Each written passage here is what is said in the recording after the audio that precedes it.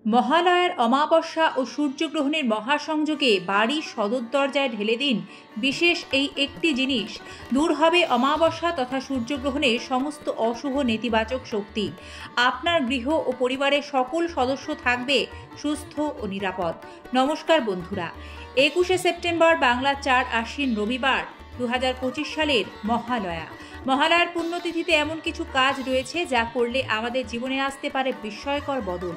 এই পুণ্যতিথিতে অনেকেই পিতৃতর্পণ করেন পূর্বপুরুষদের উদ্দেশ্যে। এছাড়াও শাস্ত্রীয় বিধিসম্মত আরও বেশ কিছু টোটকা ও নিয়ম রয়েছে যা মহালয়ার দিন করতে পারলে সকল প্রকার বাস্তুদোষ দূর হয়ে ভাগ্যের চাকা বদলাতে সময় লাগে না। আজকের এই পর্বে আমরা সেগুলি সম্পর্কে আপনাদের জানাবো বিস্তারিত।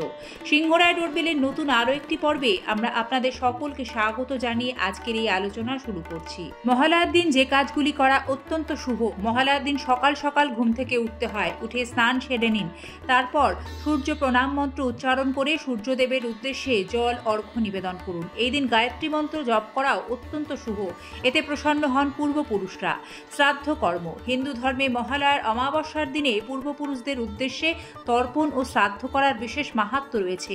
এই তিথিতে পূর্বপুরুষদের নামে দানও করা উচিত। এই দিন কাক, গরু, বেড়াল, কুকুর, পিঁপড়ে, মাছেদের খাওয়ানো উচিত। কোনোভাবেই এই দিন পশু পাখিকে আঘাত করবেন না, অভুক্ত অবস্থায় তাড়িয়ে দেবেন না। এই কাজটি করলেও পূর্বপুরুষদের আশীর্বাদ লাভ করবেন, পিতৃদোষ খণ্ডন হয়। মহালয়ার অমাবস্যার দিন অশ্বত্থ গাছে জল নিবেদন করার পরামর্শ দেওয়া হয়। তাই এই দিন অশ্বত্থ গাছের গোড়ায় জল দিন। জলের সঙ্গে একটু কালো তিল মিশিয়ে গাছের গোড়ায় নিবেদন করতে পারেন। এই দিন অশ্বত্থ গাছের নিচে একটি প্রদীপ জ্বালিয়ে রাখুন। তবে কাজগুলি করার পর আর পেছন ফিরে তাকাবেন না। এই অমাবস্যা তিথিতে অবশ্যই সাধ্যমতো ব্রাহ্মণ ভোজন করাবেন, দুস্থদের দান ধ্যান করবেন। সুখ সমৃদ্ধি ফেরানোর উপায়। মহালয়ার দিন সকালে স্নান সেরে পরিষ্কার পোশাক পরিধান করুন। এরপর একটি তামার ঘটিতে গঙ্গা জল, কালো তিল, আতপ চাল, দুধ ও সাদা ফুল একসঙ্গে মিশিয়ে নিন। বাড়ির কোনো ফাঁকা জায়গায় গিয়ে মাথার ওপর থেকে পেছন দিকে 3 বার এই জল ঘুরিয়ে ফেলতে হবে।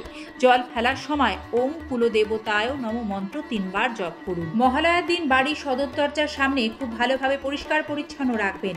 এই দিন একটু জলের মধ্যে খানিকটা হলুদ গুঁড়ো মিশিয়ে সেই হলুদ মিশ্রিত জল বাড়ির সদর দরজার বাইরে ও ভেতরের দিকে খুব ভালোভাবে ছিটিয়ে দিতে হবে। বন্ধুরা, বাস্তুশাস্ত্র মতে হলুদ সৌভাগ্য সূচক।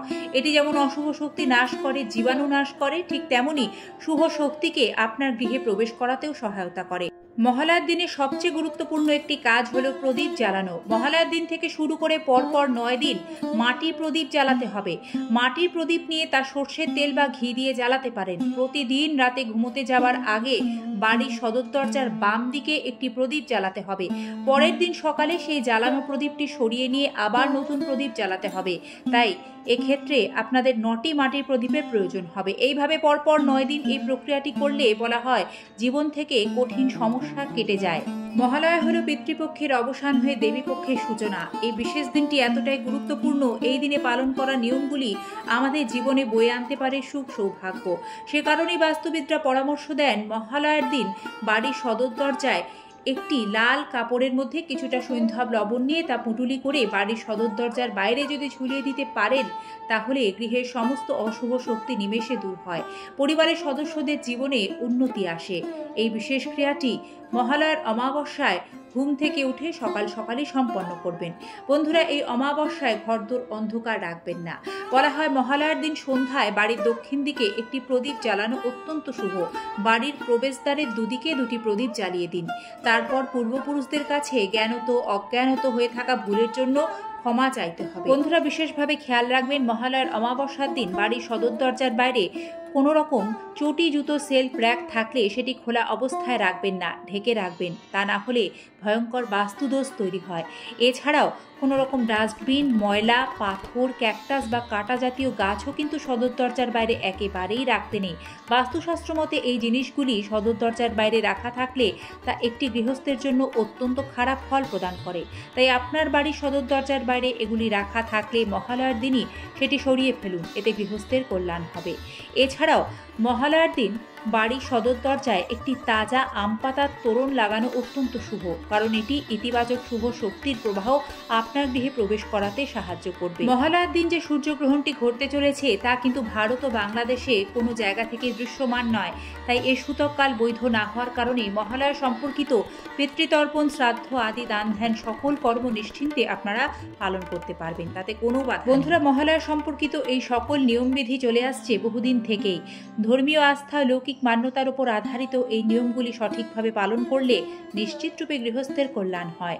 দেবীপক্ষের সূচনার এই বিশেষ দিনটি আপনাদের জীবনে বয়ে আনুক মঙ্গল বার্তা। মা দুর্গার কৃপায় সকলের মঙ্গল হোক। শুভ মহালয়া। সকলকে ধন্যবাদ জানাই আপনাদের মূল্যবান সময় থেকে সময় বের করে আজকের এই পর্বটি সম্পূর্ণ দেখার জন্য। ধন্যবাদ। নমস্কার।